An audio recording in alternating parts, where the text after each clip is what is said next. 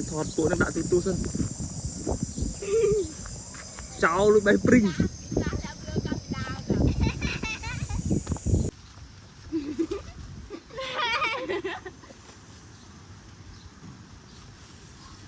coi mà mực nẹ lang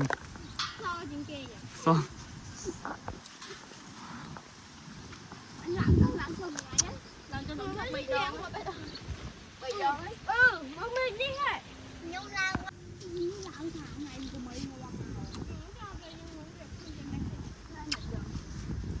bình phi đau mà bay đau mà làm biết rồi ta mình lại làm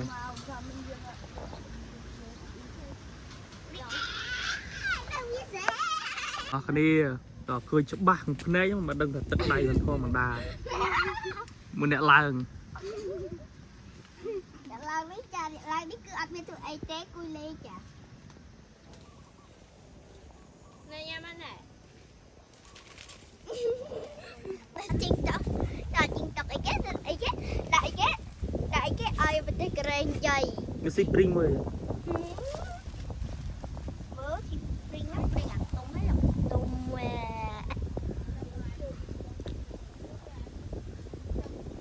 cái đi chặt nhà